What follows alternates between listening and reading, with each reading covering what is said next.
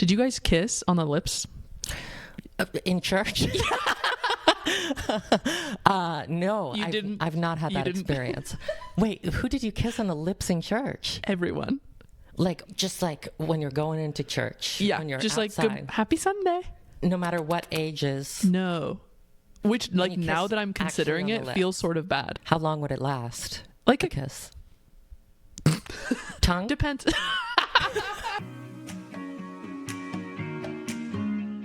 Okay, welcome to Cross My Heart, my blasphemous gay comedy podcast. Yes. I'm so happy that you're here. I'm very happy to be here. Our first segment is sort of something that is inspired by every youth group in America. Yes. And it's called Roses and Thorns. Yes. Have you done this before? I have done this before. Were you in youth group? No. You were not a youth group kid? Youth group is religious. Religious. Did you not do any religion growing up? Did you have like... No, I did. I made my first communion. Oh, so Catholic? Catholic. Okay. Did you like rock with it or no? I was a small child at the time, so I don't think I knew. I didn't know to like it or not like it. It was just sort of like, this is what we do. Yeah, okay. I think so. I hardly remember it. I remember, I went up there, and then all my family was there. Mm-hmm. And later on in my life, I remember my dad really wanted me to make my confirmation, and I never did because I didn't care and I didn't want to continue. And my parents are divorced. My dad, I saw every other weekend, so he didn't have enough power to really enforce it. So he was very upset. I think both with the fact that I never made my confirmation and with the fact that he could not control that. Yeah. So, yeah. His lack of power was hard for him. His lack of power was difficult for him to do. And that's hard for a man. They don't like that. Yes. Yes, they don't like being emasculated in that way. I never got to do my confirmation because we were Lutheran when I was really little, and then we converted to the church the crazy one that I always talk about. And I never got to do my confirmation, and I was devastated. I was like, this sucks that I'm gonna go to hell now. Like, I was like, everyone else in my family had gotten to do confirmation, and then we converted to the other religion, and I was like genuinely like crying beside myself in the car because I was like, I could never have the wine and the little tiny wafers. And I just wanted it so bad. You never had the wafers again? I never had the wafers. Oh, that's because rough. we did I know, the things that you miss out on, you know what I mean? The wafers are the best part. I know. We did at the church that I went to later, we did like literally broken bread. So they would like rip up bread and hand it to people, sort of like feeding birds. Oh, wow. I've not heard of that method. Yeah. And then we would share a goblet, like a large like chalice. For the wine. And yes. Everybody was drinking that. Everybody's lips were touching that. Yeah. I remember not doing that as a child because I didn't like wine. That's icky. Icky. Yeah. Did you guys kiss on the lips? In church? No. You didn't. I've not had that experience. Wait, who did you kiss on the lips in church? Everyone. Like when they're doing the peace be with you? No, like we didn't do so. The church that I converted to, the Apostolic Christian Church of America, practiced like greeting with the holy kiss. So you would greet people, you'd be like, hey, and then kiss on the mouth. Just like when you're going into church. Yeah, when you're just outside. like happy Sunday. No matter what ages. No. Which like now that I'm considering it, feels sort of bad. It's very strange. Okay. Because I'm thinking like, I don't know, like I feel like the herpes situation might have been bad in the church. I remember after weddings. Okay, now I'm feeling nervous. I've never heard of this. Okay, cool. Because I know I'm fascinated to hear. My kiss count is astronomical because of the because of this. I've kissed like a lot of elderly people in my life. How long would it last? Like a kiss. Tongue? Depends. You're using and it's giving like a weird sex thing that everyone's gonna like a weird orgy, but it's scary at the same time. Yeah. That's exactly how I would describe the Apostolic Christian Church of America. Like a weird sex thing, but it's scary. It's also scary. That's if you ever see Eyes Wide Shut, that's exactly the vibe. Oh, youth group. We were talking about youth group. Yeah. Do you have a rose for your week? Oh, okay. I got to go to a party and we played a very, very fun game. It was a kind of like Mafia, if you've ever played that game. I have. I've never seen it, but this game was so much fun. It was, and everybody breaks out into groups and you're trying to convince somebody that you're evil. And I was evil 2 times and I was found out eventually both times. But one person we never guessed. And That's so fun. It was a lot of fun. I've been really trying with my friends to play more games lately, like just playing board games, playing card games. We've been doing those like silly question games that I feel like everyone played in college, like We're Not Really Strangers, or like a meme. What do you meme? Like funny, like little card games that you play while drinking. And we've been having a lot of fun just like putting our phones down and playing a game. So I love that you did that. Yes. Yeah, I didn't look at my phone the entire time. She's analog. Big. Analog. I can read analog clocks now. That's what that means. Was that my phone? No, I think it was me. Can you turn on Do Not Disturb? Thank you so much, Matthew. Thank you, Matthew. Producer Matthew, 10,000 points. I like how when you sing, it's kind of the same melody every time. It's just one note. Yeah, it's not actually singing. 10,000 points. I love that. I was an alto in choir in high school. Do you know what? And it was just one note the whole time. Is that right? Mm-hmm. You just sing one note lower than everybody else. Can you sing the note? Like if you're going to sing, like, name a song. Baby One More Time. Baby One More Time. You'd be like, hit me, baby, one more time. Just one note. That's how to be an alto. And that works when there's multiple people. And when there's multiple people, it sounds really good. I'm going to do every single part, and then I'm going to layer it for the pod, and then you'll hear. That'd be great. I'll start with the beatboxing. When they do with the different boxes. Yes. The acapella app. Did you have that? No, I never heard. I used to make song compilations, and I would like make mashups of acapella songs. Really? For fun. They were really good. I'd love to see one of those. I will never show you one. I bet they were good though. And thank you. No, I think it was really fun. I love a little musical activity. What songs would you do? Like choir songs, like literally like musical theater choir songs. So I remember I did like a Sound of Music one. I was like making a mashup of all the Sound of Music songs. It was very dorky. Did you ever have to do the song Elijah Rock at any point? You did? You know this one? My friend, I'd never heard of it until my friend showed me her performance of it in school, like a youth, it was a youth group or school or something like that.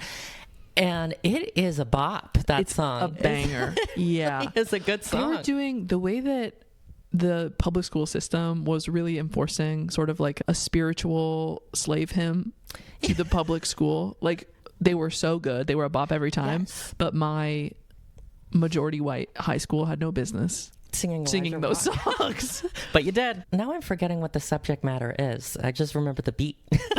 What is I think it's just a story of Elijah, the Bible story. What do you do? I don't really remember. Okay. It's insane the way that I used to be able to quote specific Bible verses, and like I read the Bible like front to back like 3 times. Like I know it. And recently it's been slipping. The Bible. And I think that's probably good. Slipping from your mind. Yeah. What is the passage where it goes, man shall not lie with other man? That's my favorite one. It's actually on my wall in my bedroom.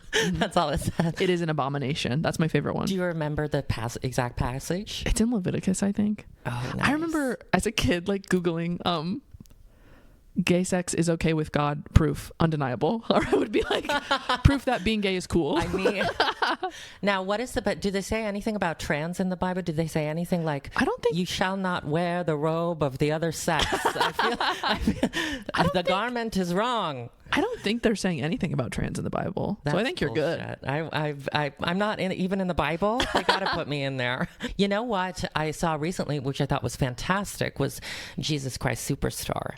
So good. So good. You said you saw you were watching a bunch of the Cynthia Erivo. Did I say that? Version. I think you told me. I loved that. So I good. loved that version is incredible, but I saw the 70s movie as well, which I thought was great. Did they allow you to watch this at all? No. No, I'm sure it was very number one blasphemy. Book of Mormon also. Number one blasphemy. Yes. And was that something that you were curious about, or were you like, no, I don't need to? At the time, you were really in the church. I didn't really encounter musicals like that. Like I didn't really know about them. Okay. There was a lot of stuff that just didn't cross my desk. Like I don't know. It never occurred to me to like look into those things. You know what I mean? But then as an adult, I watched Book of Mormon for the first time this year. Oh yeah. I'm obsessed with it. It was so good. It's fantastic. Which did you watch it on the screen? No, I was doing a few shows in New York City, and I got to see it on Broadway. And it was amazing. Oh, that's incredible. I've only ever seen one Broadway show. What'd you see? Well, actually, when I was a child, I saw Phantom of the Opera, which was very good. That's one of my favorite ones. I remember really loving it. The only other Broadway show that I've been to was when I was a very small child. They took me to see The Lion King, and I was so terrified of Scar that I left I walked out as a child, and my mother and my father they were in the lobby trying to get me to go back in, and I was refusing to go back in. He's a very scary guy. He's very scary. He's bad. And he roars. My dad was getting very annoyed that we had driven, because we lived in New Jersey at the time, and we drove to New York City to see this. And even the theater, employees were like, "It's really okay now. Scar's gone. That's the scariest part of it." I refused. I absolutely refused to go back in. So we left. We go back not a year later to go see it again because they think I can handle it this time. We go back before the show starts. There's a fire in the theater and everybody has to evacuate. Oh my God. So you were saved. I was I was saved. I did not have to be brave that day because there was a fire in the building. And thank God. So the 2 times I've gone to see The Lion King, I have not seen it.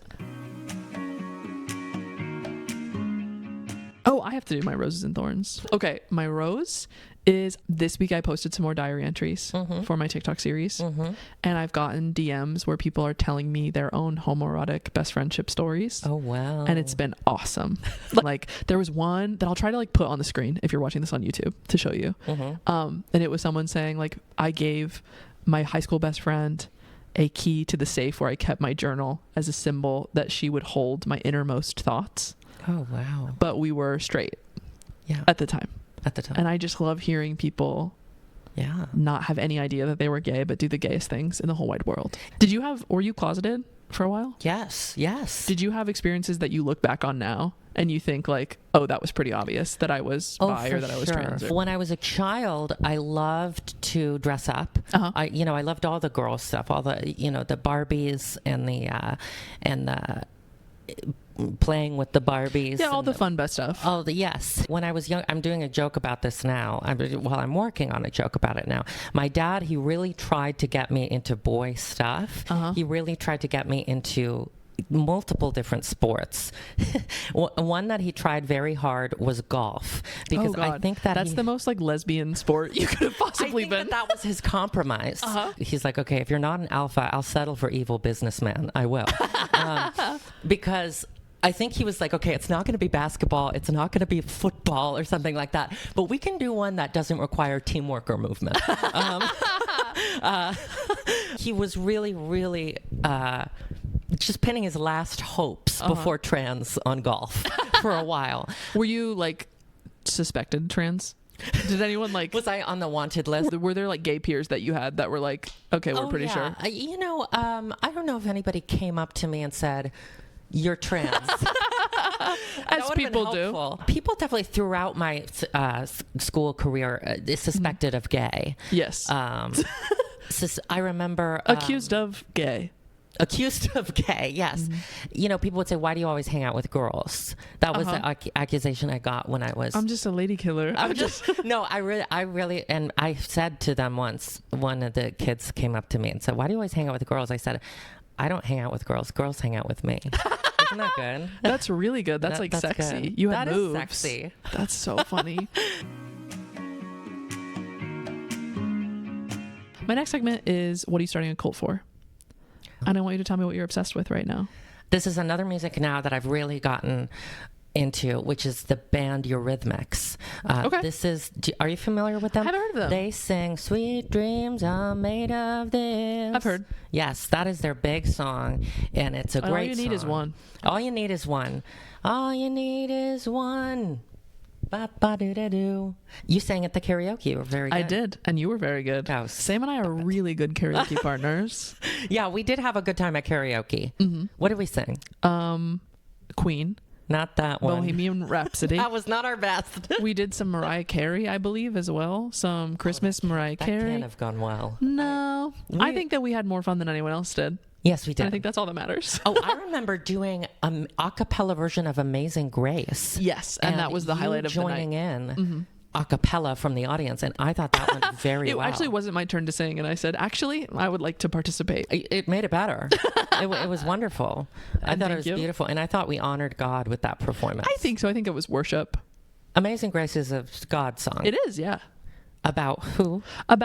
I'm thinking of the words, Amazing Grace, how sweet the sound has saved a wretch like me. So it starts with, I'm bad. Yeah. That's sort of the theme of the first part is until God comes along. And then God came along, and then I was good. I think that's the whole thing. And that we can all relate to. Yeah. I think wretch is like a really intense word. Like God wretch. saved a wretched person like myself. Mm-hmm. Yeah. Did you ever feel that way? Like I know religion for me always made me feel like I was bad. But you didn't grow up with a strong connection to religion. Did you feel that way about yourself? That I was a wretch a la Amazing Grace. Yes. Did I feel that way? I think that when I started to become trans, when trans kicked in, when my mind shifted toward trans, when I was a teenager, when I started going, this might be something, and when I started being attracted to boys as well, I went, I don't want that. Aww. I don't think it lasted very long though. I think that I knew, by the time I was 15, I knew for sure I was transgender. And I came out to my friends and it was fine. Yeah. And I was just very sure of myself from that point forward. That's beautiful. And I think before that, maybe 13, 14, I did go through I'm having feelings that I don't want. Gay ones. Gay ones. Gay and gay adjacent. Yes. Gay and bisexual feelings. Gay and bisexual, and sometimes all the way even to the trans. Even feelings. trans. And sometimes all at once, which is the worst. The Holy Trinity. The Holy Trinity of feelings. So, and I... and also, I'm trying to think back to that time because I don't think back to it often. Yeah. I've been really with the diary entries, I've been forced to remember what it was like at the time, and it's kind of scary. That shit was hard. Is it bringing up good things? Good emotions or some good, some bad? I think that people don't realize how many diaries I'm skipping, how many diary entries I'm turning the page on real quick because I'm not reading it out loud. Could turn it into a book. I could. Have you thought? I've been thinking about it. Yeah. Of releasing the diary. But not in its entirety. There's some things that I think are going to be just for me, Like what? Also just for the privacy of people involved. I tell the story of Chloe in the diary, which is my homoerotic best friend. Right. I remember. How I discovered, yeah, you've seen him. I have. How I discovered my sexuality. And there's just certain things for the privacy of the people involved that I don't think are super fair to release into the world without permission. And That's fair. And I don't have a relationship with her anymore. So there wouldn't be a way to maybe change the name. Yeah, I already did change the name. Chloe's not real name. Oh, well then there you go. I think you're fine. Then we're good. Then she can never trace it back to her. Yeah. Yeah. Did you have a homoerotic best friend? How did you figure out gay? When I was in college, I didn't know. I was not fully. I like men and women. I just thought for a long time I just like men. Yeah. And then you woke up bi. And then I woke up bi one day, and then I fell in love with a woman. And I didn't know that. Yeah. And then I had a relationship, and then I was like, well, I guess it's something. I guess that's gay. Yet another letter. But here's the thing. Once you're trans, I feel like you already went the full 100. Nobody cares about your sexuality. You could be anything. You could be with any gender, and it's okay, we already did the most extreme one. You can label as queer, and everyone's yeah, we know. Yeah, that's how I feel about it. I think back to most of my queer awakenings where I'd be at a friend's house and we were watching a movie, and I would see girls kiss on the movie, and I'd be oh my God, I really like that. Or I would I don't know, just having gay role models, or I was a big BuzzFeed kid in 6th, 7th grade, and I was see coming out videos on YouTube. What for you were these role models for queerness when you were younger that felt like representation? Well, it's interesting because I think a lot of mine are just women because women's stories matter. A lot of because I was young and I was a little kid, very much seeing the women in movies Hilary Duff was a big one. The craziest one to me is Macklemore. How on board we all were with that song where he's I'm not gay, but if I was, that'd be fine. Grade, I thought I was gay. I'm not, but it'd be fine though. That's so. And then he did that song at the Grammys, married a ton of gay people on stage, and then won Best New Artist over Kendrick Lamar. We were all like, this is the most amazing man we've ever seen. And very quickly, we all were like, okay, now it's a little cringe. We needed allyship bad, but it's beautiful what he did. No one was doing that. I guess no one was doing. And I look back on that song now and I go, this is ridiculous. This is just something I make fun of today. But at the time, I guess people really were like, wow, it was your everything. Wow. I don't know about my everything, but I was like, yeah, this is a moment in culture. So there were your role models. I wanted to be Hilary Duff. Okay. I wanted to be definitely Buffy from Buffy the Vampire Slayer. Very, very obsessed with Buffy. Britney Spears. Huge. So all the classic blondes, I would say. And I was blonde for when I was a child. I didn't know that. Well, what happened was when I was in the 3rd grade, I was very obsessed because of all these, divas that I loved. So all these divas that I loved, I just wanted to emulate, and I was obsessed with the blonde hair, but I had brown hair. And when I was in 3rd grade, I, just begged my mom, please, can I bleach my hair? And she took me to a place and got it bleached, and I had blonde hair, and I loved it for like a summer. And my dad hated it. He hated it so much. And I'm like, what's wrong with that? And I think it's because he knew that I loved, Hilary Duff and, all those. He knew you were doing it for gay reasons. He knew I was doing it for reasons that were not totally straight. Yeah, instead of playing golf, I was wanting to dye my hair blonde. And he said, something's up here. And something was. His gaydar was good. But you know what's funny, too, is that he took me to see Hilary Duff when I was a child. So ally a little bit. Ally a little bit. I don't know what he was thinking back then. He was against it, but not to the point that he would, maybe actively discourage my interests. That's good. I'm really glad you had that. Yeah. Yeah, he did not discourage me from Hilary Duff. No, well, he knew she was an icon. And it's like... He said, look, it's just good music at the end of the day. He said, I'm not going to discourage her from liking art. Okay? Yeah. So we went to the show, the Hilary Duff show. I remember he took me to see Mean Girls when I was a child. He took me to see the film. I don't think he was aware, really, of what it was, but he still took me to see it. He was going to take me to see Britney Spears, then she broke her knee. Oh, no. So...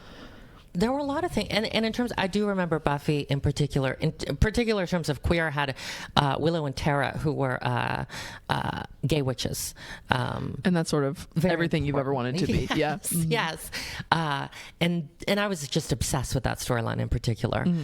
So that was, I guess, looking back a little bit on the gay side. Yeah. But I just loved them. And was there anything else gay? How about, did you have any trans role models? Anyone, did you know trans people at the time? Did you see trans people in media?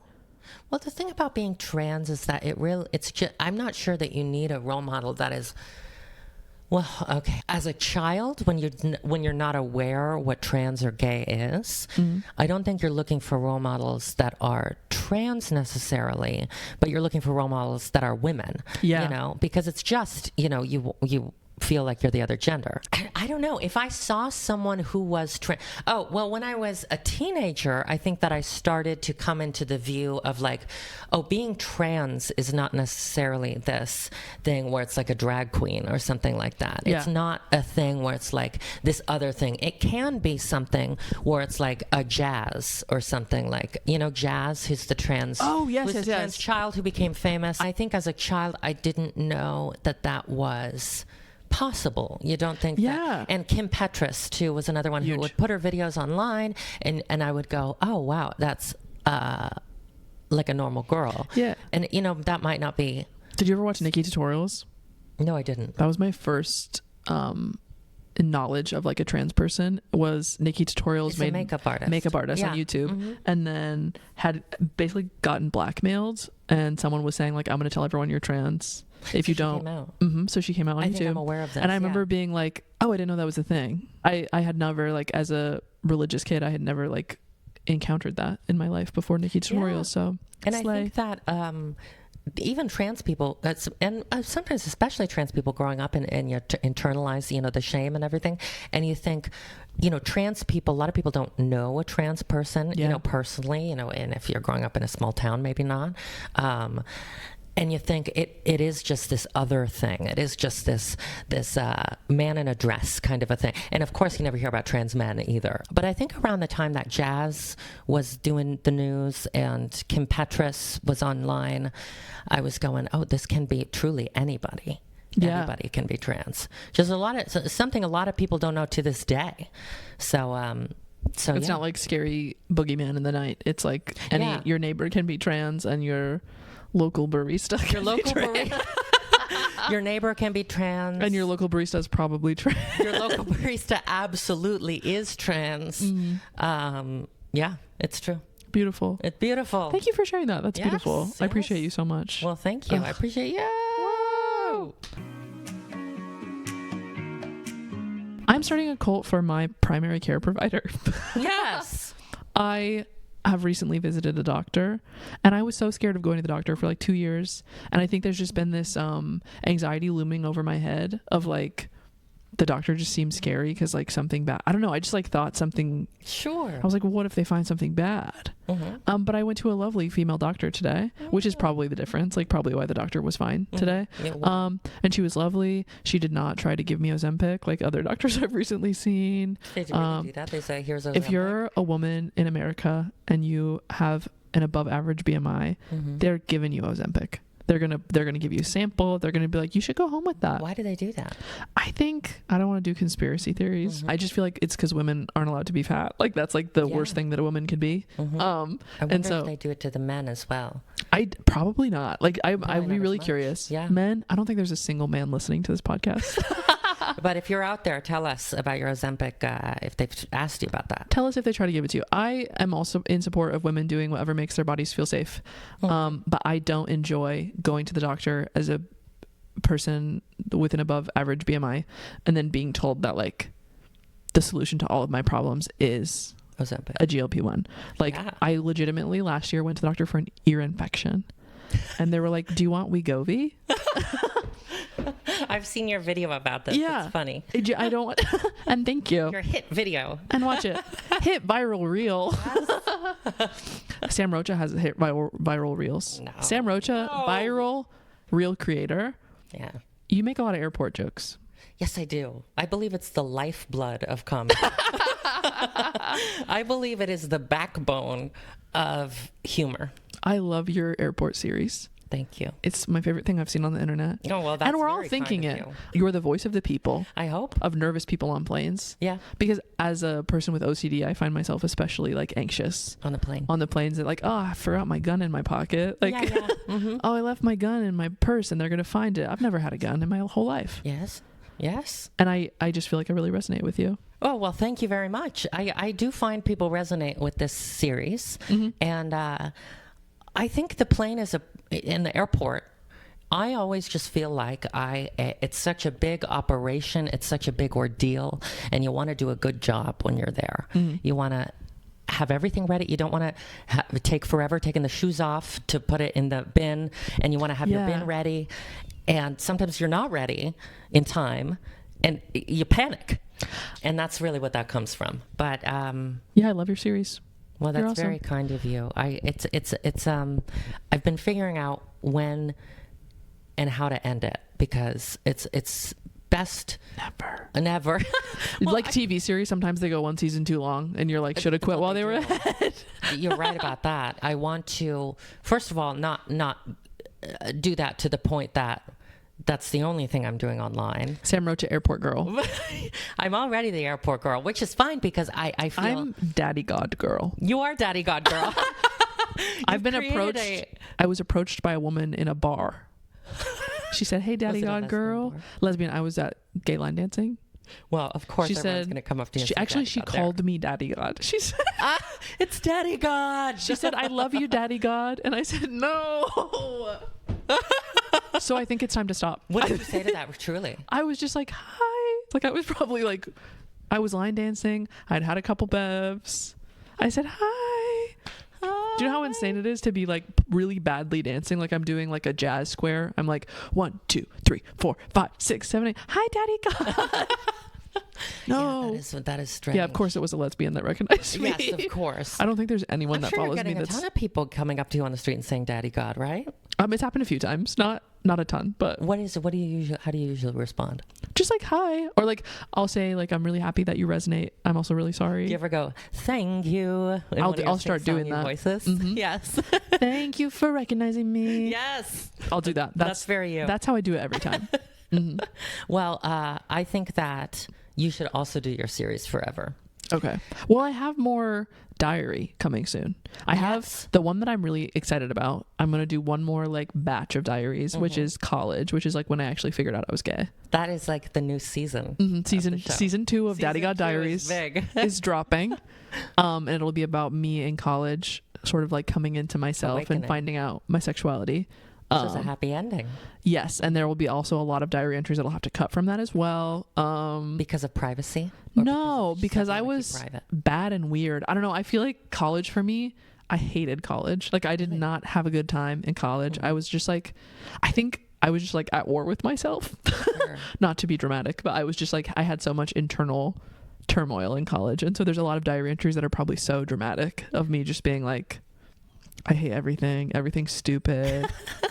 Everything's stupid and gay, and I hate it. Mm-hmm. And so I'm gonna try to have the fun ones in there. But I'm excited to read the next ones. I think it'll be like, I think looking at my closeted diaries has been fun, but a little bit like, I'm not gonna say traumatic, but like it reminds me of sad times because I wasn't allowed.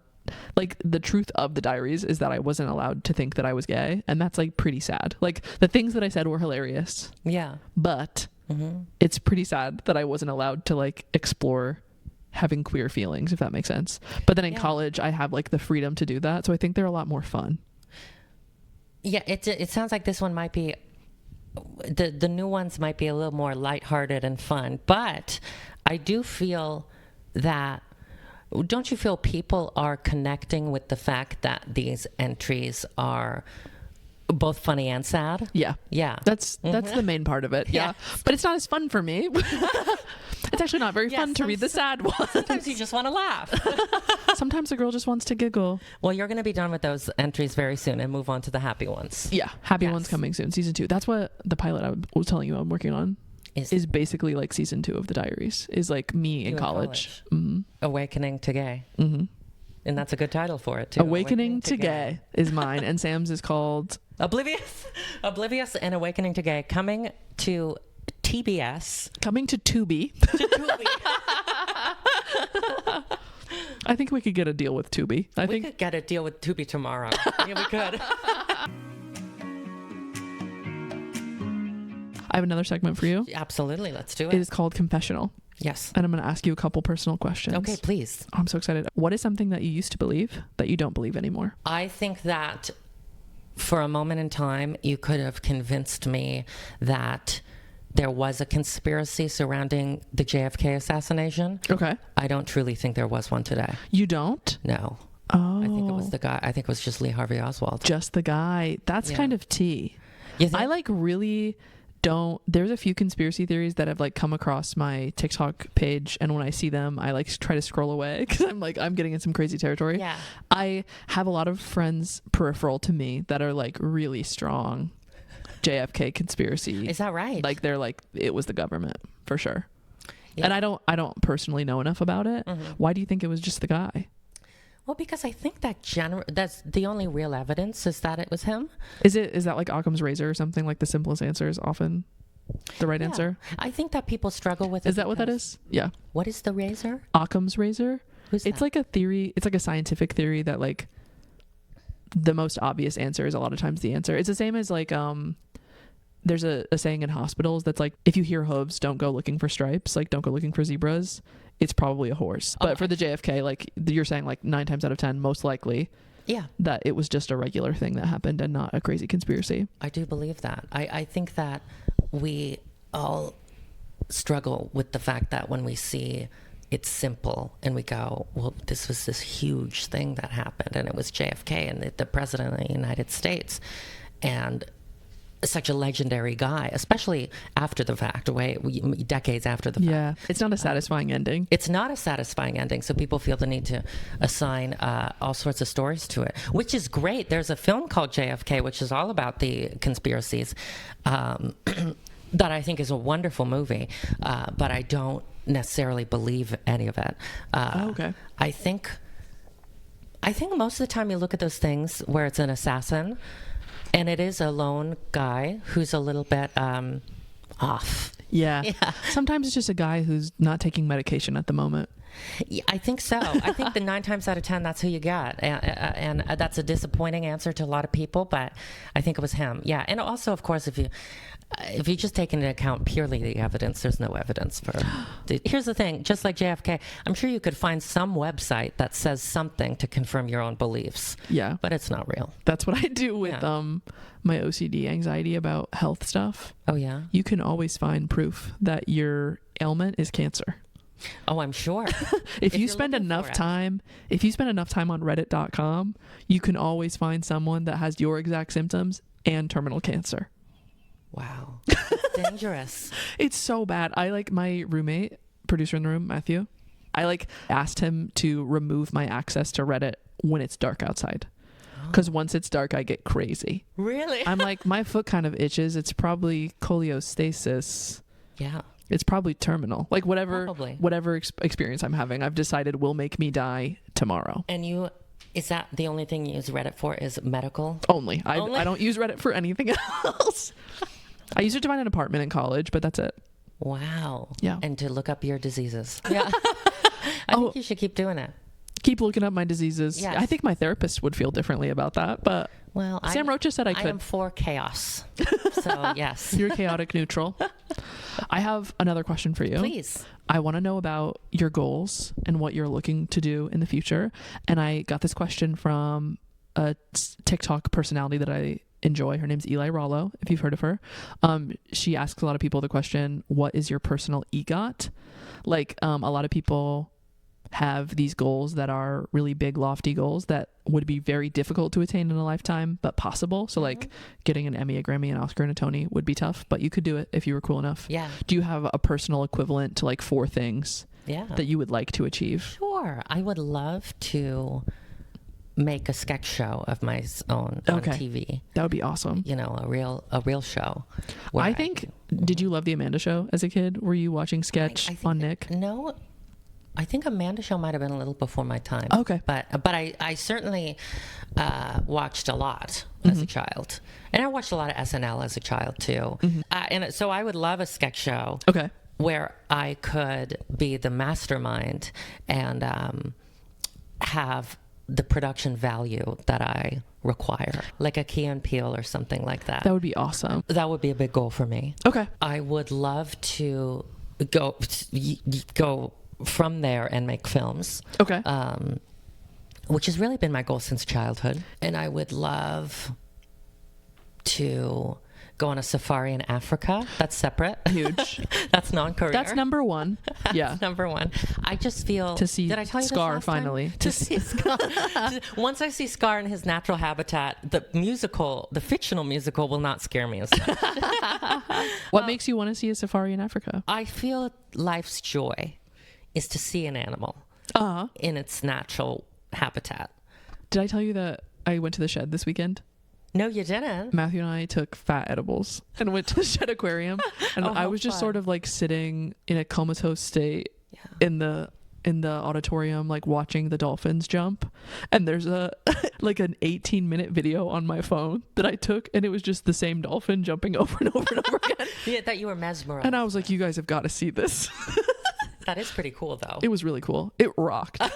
I would love to see Best weekend in a while, if I'm being honest with you. You should put the dolphins jumping on the YouTube on the screen. Yeah. I also we got a souvenir picture. They when you walk in, they're like, "Can we take your picture?" And the goal is to charge you a bunch of money for the photo. I was so high that I bought the $30 souvenir photo. They were like, "This is going to be $30. Would you like to have the digital copy?" And I said, "Yes, absolutely. We need it right now." We printed it. It's on our fridge. Oh, I would love to see it. Mm-hmm. I'm going to have to go back there. I'll take you. It'll be fun. Let's go. You'll be on an edible. I won't be. Do you not do a weed? No, I don't. I can't. Do you do an alcohol? I do an alcohol from time to time. Huge. Why don't you do a weed? Why can't you? It doesn't agree with me. That's so fair. I don't feel good. And you should follow your body, because I feel that way. I don't do alcohol because I don't feel good with alcohol. And that's fair. So together we're sort of one party girl. Yes. Together we're cross-faded. Yes. Get us in a room and we're going to sing all of Bohemian Rhapsody in front of a group of about 8 people. I don't think either of us were don't want to be there for that. I think that was from our hearts. We did that sober, for sure. For sure, that was totally sober. I could do karaoke sober. I think I do karaoke sober better than drunk. Okay. Karaoke, way better. I think there's a limit for me. There's like a line where one drink I get better at karaoke, and then once we get to the end of the second drink, I do feel down. That for sure, because you need the one drink to gain the confidence, but any more than that is going to mess with the vocal cords. Yeah, absolutely. Yes. And you have to protect them for the stage. So you don't get nodes. You know, fun fact, Mariah Carey was born with them. Born with nodes? Born with nodes, and she says that she learned to sing around them. And that's how she has, that's what she says. That's a crazy thing to say. And she credits that for why she can do the very high whistle notes. As a kid, I really thought I was going to be a singer, but I was like pretty bad. I've heard you. You sound nice. I understand that I can carry a tune. I feel like that's different than like a vocalist, if you know what I mean. Sure. But thank you. But as a kid, I thought I was going to be a pop star, and I was very worried about nodes all the time. And I was like, for my high school a cappella group, they didn't let me sing in my high school a cappella group because I wasn't good, so I did vocal percussion. I just got to beatbox. They were like, everyone sing, Hannah, just make some sounds in the corner. And I was so worried about getting nodes that I would like look up like vocal steaming exercises or like teas to drink to protect you from nodes, because I was like, I have to protect myself for my future singing career. And you'd say things like, I'm on vocal rest. Yes. My friends would be in college, my friends would smoke weed, and I'd be like, I can't do that, I have to protect my voice. I'm on vocal rest, I'm protecting my instrument. I love that. That's exactly what Mariah Carey says. I'm Mariah Carey. So you're behaving like Mariah Carey, except without the fame or the talent, and I love that.